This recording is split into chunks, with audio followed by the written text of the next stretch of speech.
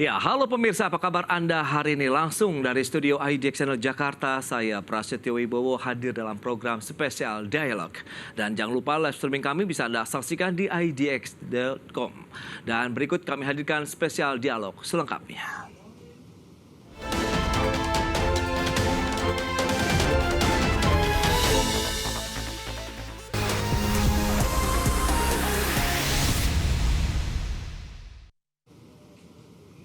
Industri logistik nasional tengah menghadapi berbagai tantangan berat setelah Bank Dunia mengumumkan turunnya kinerja indeks logistik atau Logistic Performance Index Indonesia menjadi peringkat ke-63 dari sebelumnya di ranking ke-45.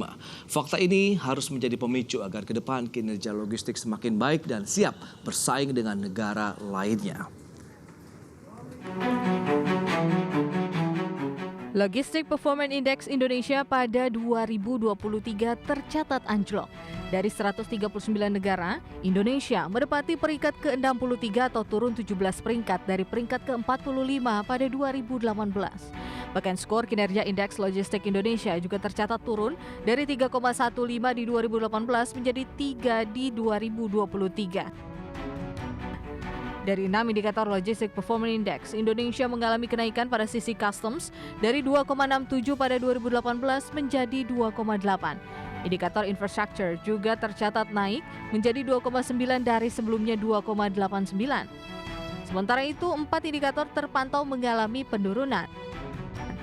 Penurunan terbesar terjadi pada dimensi timelines dari 3,67 menjadi 3,3. Disusul tracking and tracing turun dari 3,3 menjadi 3, international shipments melemah dari 3,23 menjadi 3, serta logistic competence and quality melemah dari 3,1 menjadi 2,9. Berdasarkan data Bank Dunia, kinerja logistik Indonesia kalah dengan Singapura yang berada di posisi pertama dengan skor mencapai 4,3, Malaysia di peringkat 31 dengan skor 3,6, Thailand di peringkat 37, Filipina dan Vietnam di peringkat 47 dan 50.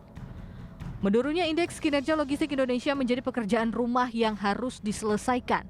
Para pemangku kepentingan wajib berupaya dan terus mengawal agar indeks logistik tak lagi tertinggal. Hal ini dikarenakan Indonesia memiliki potensi besar di pasar domestik, ditambah terus tumbuhnya perekonomian nasional yang konsisten di atas 5% per tahun. Tim Liputan IDX Channel.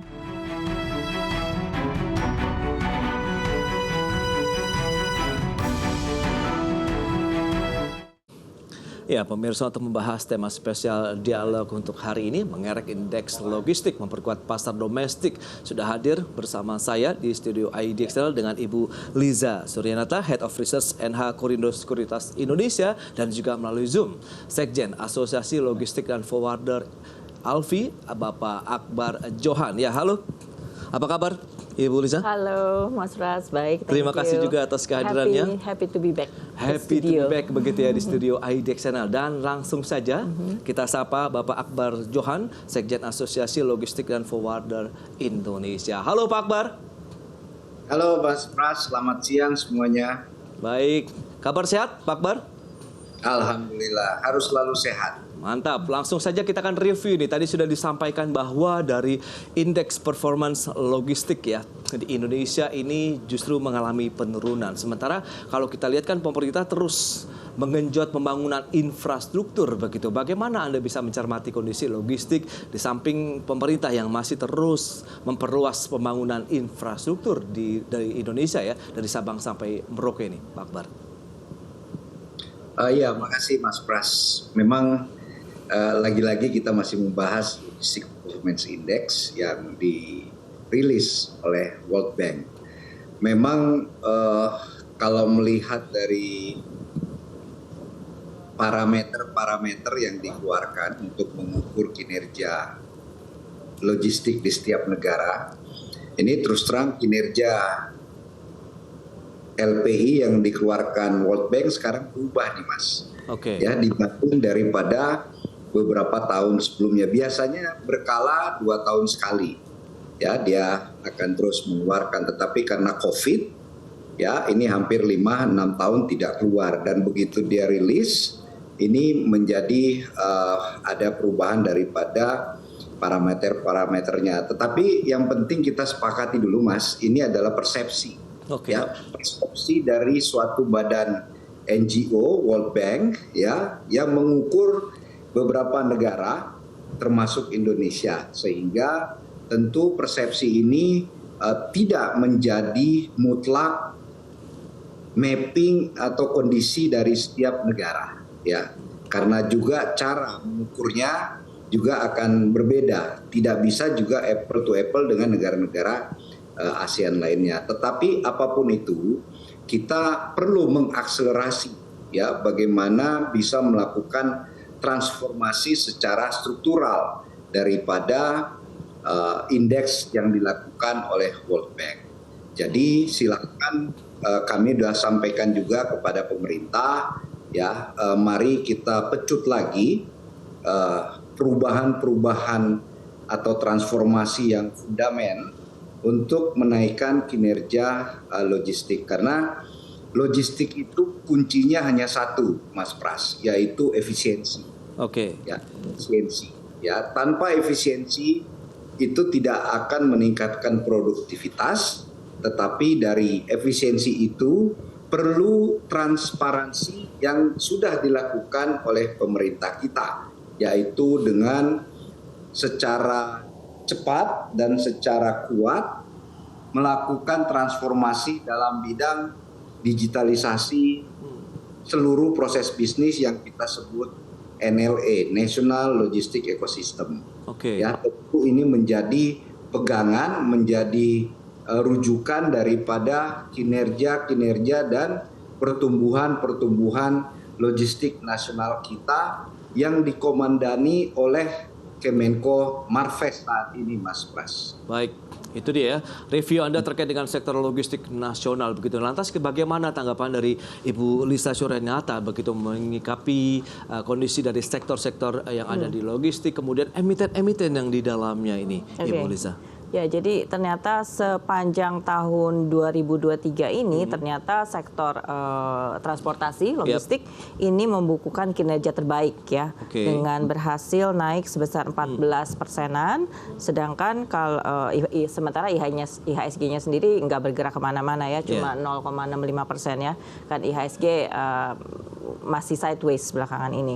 Nah, sebenarnya ini kalau diakumulasi dari Januari 2021 sampai 25 Agustus kemarin malah performanya lebih fantastis lagi, yaitu sebesar hampir 100%, sementara perbandingan IHSG cuma naik 6,5% aja. Jadi benar-benar bahwa dibukanya kembali mobilitas masyarakat, dan juga di tahun ini 2023 Pak Jokowi akhirnya menetapkan bahwa COVID itu sudah endemi dan kegiatan masyarakat udah back to normal, kita udah nggak harus pakai masker lagi gitu ya.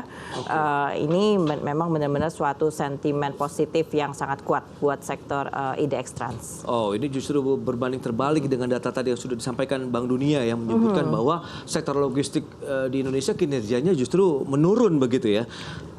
Mungkin kalau secara emiten digali lebih lanjut, iya, di situ kita akan menemukan beberapa performance mereka yang agak turun, tapi ada alasan-alasan di belakangnya. Nah, tapi seperti tadi Pak Akbar bilang, memang case-nya nggak bisa digeneralisasi, nggak bisa harus ada standar yang apple to apple juga. Oh, gitu. Berarti memang ada dampak juga yang dirasakan bagi emiten begitu yang berada di sektor logistik. Ya, tapi ini lebih kepada karena sudah bebasnya mobilitas di Indonesia, jadi orang lebih prefer, misalkan satu alasannya, lebih prefer untuk kembali ke toko offline sendiri, untuk berkunjung ke toko offline sendiri, ketimbang mungkin menggunakan ini salah satunya ya, contohnya ketimbang mungkin menggunakan sarana jasa kurir gitu untuk belanja e-commerce gitu. Ketika kita menjalani hidup lifestyle sering banyak di rumah alias WFH itu dulu, mungkin kita kalau belanja e-commerce ini banyak diskon dulu ya. Nah, tapi sekarang ini strategi perusahaan e-commerce ini mulai mengurangi diskon mereka, so otomatis penjualannya agak turun gitu. Nah, itulah yang hal-hal yang mempengaruhi revenue dari menarik. perusahaan Kalau logistik. kita cermati dari 6 indikator dari kinerja logistik tadi, 2 sektor yang mengalami pertumbuhan begitu, kepabeanan, kemudian infrastruktur. Nah, nanti akan kita elaborasikan ke Pak Akbar Johan nih, tapi di segmen berikutnya ya Pak Akbar. Kita akan jeda dulu sebentar, dan pemirsa tetaplah bersama kami.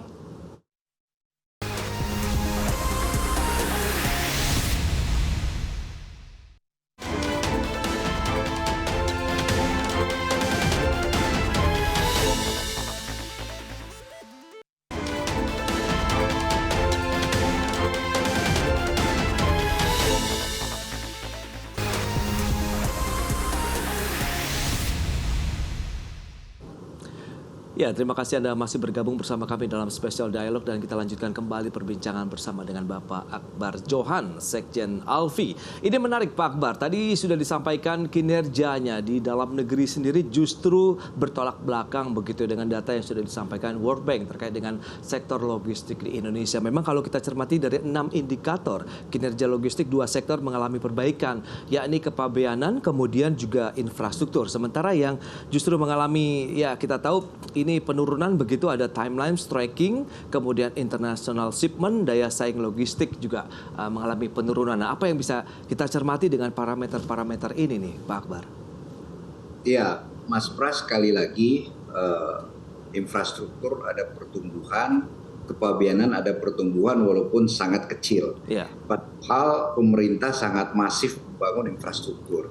Seharusnya pertumbuhannya itu melebihi daripada apa yang disampaikan oleh World Bank. Nah, di antara 4 itu memang disampaikan juga tidak banyak, bahkan ada penurunan mengenai capability, ya sumber daya manusia dan shipment internasional. Yes. Nah, yang pasti kalau international shipment, ya karena geografi kita, pelabuhan kita memang bukan sebagai transshipment port. Pelabuhan kita itu adalah destination port. Kalau diambil benchmarkingnya Singapura tentu sangat berbeda. Ya. Oke. Nah, kalau itu menjadi kinerja tentu tidak pas rasanya untuk dibandingkan dengan transshipment port dan destination port. Jadi apapun yang disampaikan oleh World Bank, ya kita tidak perlu panik, dan kita jangan menjadikan itu kinerja logistik ataupun pelaku logistik menjadi demoralized, ya, tetapi tetap saja kita lakukan perbaikan-perbaikan dengan melakukan sinergitas, ya baik pemerintah pusat, pemerintah daerah, ya pemerintah, BUMN beserta private sector. Dan seperti yang disampaikan Bu Lisa, itu data konkret ternyata di emiten klaster logistik tumbuhnya luar biasa. Dan ini juga menjadi bukti bagaimana penanganan pemerintah dan sektor pelaku usaha dalam memberikan jaminan kelancaran arus barang logistik baik melalui pelabuhan laut maupun pelabuhan udara, Mas Pras. Jadi ini menjadi pemicu, tetapi jangan jadikan sebagai penurun ataupun demoralisasi daripada pelaku-pelaku jasa logistik. Baik, nah lantas tantangan apa saja nih yang selama ini dirasakan teman-teman pelaku usaha begitu ya, berada di sektor logistik begitu, sehingga ini menjadi cerminan juga bahwa kita sebenarnya fine-fine saja di Indonesia begitu Pak Akbar? Iya, tantangannya memang kita selalu dorong kepada pemerintah untuk segera membentuk badan logistik nasional. Ya, badan logistik yang independen, yang permanen, yang menjadi badan untuk membangun undang-undang logistik nasional. Tanpa ada badan yang independen, tanpa ada badan yang permanen, ini akan menjadi momok selama distribusi komoditi-komoditi strategis dan juga dianggap penyebab daripada tingginya inflasi.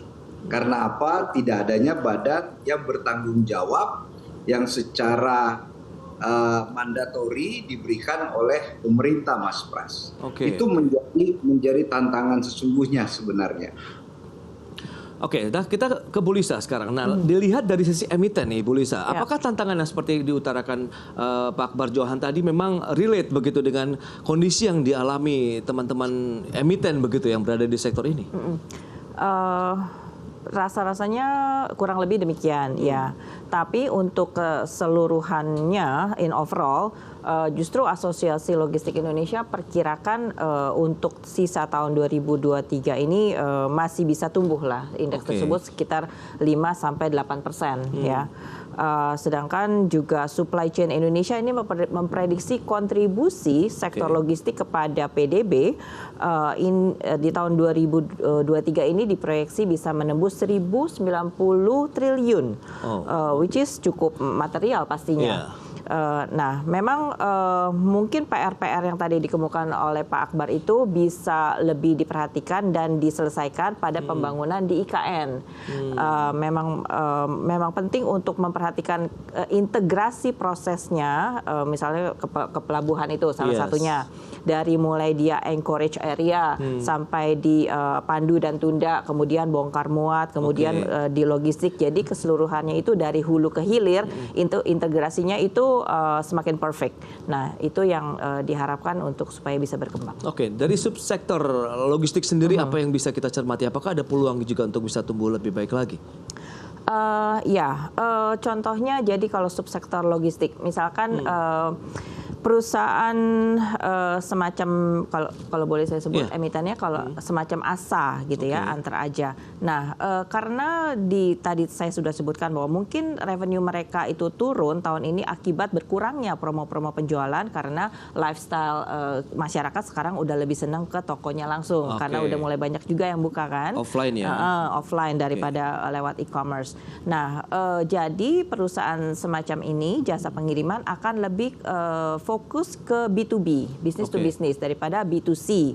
Nah, ini masih banyak peluang di logistik B2B tersebut gitu. Terus kemudian juga mereka juga harus reassess right sizing capacity mereka. Jadi mereka sesuaikan kembali apakah kapasitasnya mereka punya sekarang ini akan mampu diserap oleh kebutuhan logistik nasional. Nah, itu penting gunanya untuk efisiensi operasional perusahaan. Oke, itu dia. Berarti kita coba ke IKN begitu, bahwa ini bisa menjadi tolok ukur baru ya untuk sektor logistik di Indonesia. Apa-apa saja yang perlu disiapkan begitu, strateginya juga apakah berbeda. Kita akan bahas nanti di segmen berikutnya, dan pemirsa tetaplah bersama kami.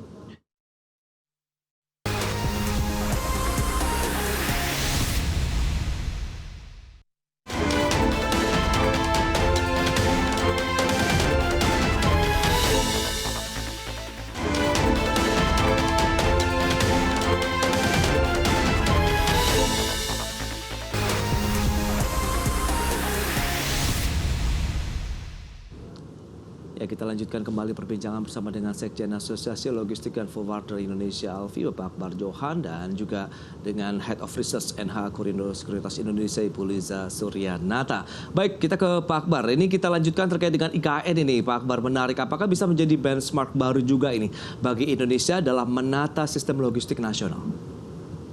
Iya, memang wajib ya kita jadikan role model dari supply chains untuk mensupport kelahiran IKN, Mas Pras. Ya, bagaimana raw material yang pasti pada umumnya berasal dari Jawa dengan tantangan kepelabuhanannya dan konektivitasnya dengan hinterland, ya, untuk memberikan kepastian supply raw material infrastruktur tentu dengan biaya yang affordable. Ya, ini yang menjadi tantangan karena kesiapan pelabuhan di IKN itu sama sekali belum tersedia, sehingga pelabuhan-pelabuhan penopang lainnya ini yang harus direactivate beserta dengan komoditas yang akan masuk serta carrier-nya dari shipping nasionalnya. Ya, jadi pelayaran nasional ini menjadi end to end.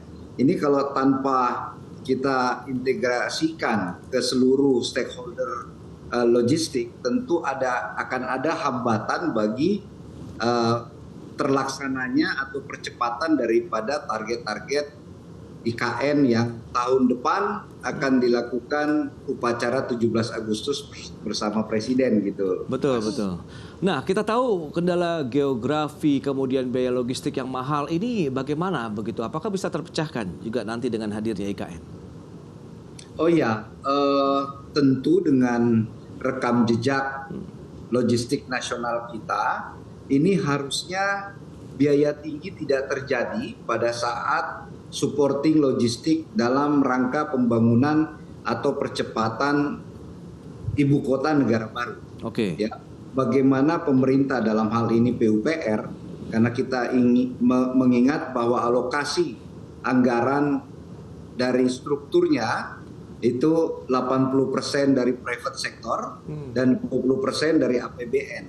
Tentu keterlibatan dari private sector baik dalam negeri maupun luar negeri menjadi kunci daripada kesuksesan ini, ya, dari rencana pembangunan. Namun hendaknya juga kearifan lokal, ya, daripada ibu kota negara, dalam hal ini Kaltim, Kalimantan Timur, dengan penopangnya, koridor-koridornya, ini juga bisa dimaksimalkan, bisa dioptimalkan, sehingga terjadi transfer teknologi, transfer sumber daya manusia, dan juga transfer pendapatan yang bisa berimbang, Mas Pras. Jadi kuncinya.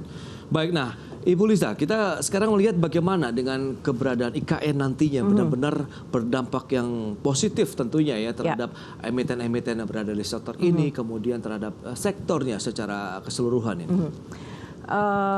Kita teliti dulu mungkin dari areanya. Nah, yang dekat dengan IKN itu kan Kalimantan Timur ya, dengan fokusnya Samarinda akan menjadi diperkirakan nih, direncanakan akan menjadi fokus sektor energi yang diremajakan. Kemudian Balikpapan akan menjadi simpul hilir migas dan logistik, sedangkan IKN sendiri nanti akan menjadi inti pemerintahan dan pusat inovasi hijau. Nah, berarti dalam hal ini mungkin kita akan lebih fokus kepada sektor-sektor emiten yang mengcover perkapalan, kapal laut maksudnya, di mana saat ini pun juga sudah mulai likuiditas di saham-saham tersebut sudah mulai terasa, di mana sebenarnya dari sektor indeks trust ini yang mempunyai market cap terbesar itu salah satunya adalah Temas ya. Temas ada market cap sebesar 13,5 triliun, kemudian disusul oleh Garuda, SMDR, Bird, dan kemudian ASA. Nah, di antara saham paling liquid ini, 5 saham terliquid dari sektor indeks trust ini juga termasuk diantaranya adalah Bird, ASA, kemudian Temas, GIA, dan SMDR. Jadi memang pemain di sektor indeks trust ini memang nggak banyak, tapi yang walaupun bisa dibilang cukup ada nama-nama yang bisa dipakai untuk likuiditas trading. Nah, jadi penting untuk kita perhatikan dari PE dan PBV-nya untuk trading di saham-saham tersebut. Sambil kita juga melihat memantau perkembangan di IKN itu sendiri ya. Sebelumnya perusahaan-perusahaan yang tadi saya sebutkan ini mulai merambah ke IKN, ya tentunya kita akan pantau juga laporan keuangan mereka selama paruh kedua 2023 ini. Apakah memang benar ada perkembangan atau tidak. Dan di satu sisi juga sambil memantau perkembangan dari pelabuhan IKN itu sendiri gimana, soalnya jangankan membuat proyek IKN yang sangat besar, coba kita tanya gimana kabarnya pelabuhan Patimban contohnya yang ada di Jawa Barat itu. Apakah tugasnya yang tadinya tuh dia pelabuhan Patimban itu diassign untuk seolah mengurangi beban dari Tanjung Priok itu berhasil atau tidak? So far saya sejujurnya saya belum mendengar gaungnya begitu. Tapi Anda melihat proyeksinya bagaimana untuk sektor logistiknya sendiri? Untuk sektor logistiknya sendiri, logistik saat ini bukan lagi tergantung pada komoditas, tapi lebih akan bergeser kepada e-commerce dan juga industri makanan. Makanya asosiasi logistik ini menekankan mungkin akan arahnya bergerak ke supply chain, supply cold chain. Nah, Di situ selain itu industri e-commerce di Indonesia juga CAGR-nya bagus, return-nya dari tahun 2003 sampai 2028, 5 tahun ke depan diperkirakan akan masih bisa naik sebesar 10,4%. Wow, itu di double digit berarti ya. Pak Akbar, Anda melihat bagaimana nih proyeksi dengan beberapa data tadi yang sudah disampaikan, PR-nya masih ada patimban begitu yang ditunggu, efektivitasnya ke depan akan seperti apa ini Pak Akbar? Tepat sekali apa yang disampaikan Bu Lisa. Memang logistik itu tidak bisa stand alone. Ya, ada ekosistem yang harus dibangun, yang harus bicara mengenai tata kelolanya. Tadi disampaikan klaster-klaster seperti cold chain ini tentu tidak lepas daripada prinsip dan harapan pemerintah dalam mempersiapkan ketahanan pangan. Dan itu tidak lepas daripada cold chain logistik itu sendiri. Dan juga selain ketahanan pangan juga pasti ada ketahanan energi. Nah, dari dua klaster yang sangat strategis ini, peranan supply chain menjadi faktor penentu bagaimana efisiensi, bagaimana transparansi, bagaimana produktivitas, sehingga baik pangan maupun energi selain inventorinya tersedia, tetapi daya beli masyarakat juga bisa diakomodir, artinya tidak terjadi gap. Nah, inilah menjadi cita-cita daripada pemerintah, khususnya 2045, bagaimana Indonesia ini bisa menuju Indonesia emas, Mas Pras. Betul, itu dia target bersama-sama yang harus kita usahakan begitu secara gotong royong dan tidak menyerah begitu di tengah jalan begitu ya Pak Akbar.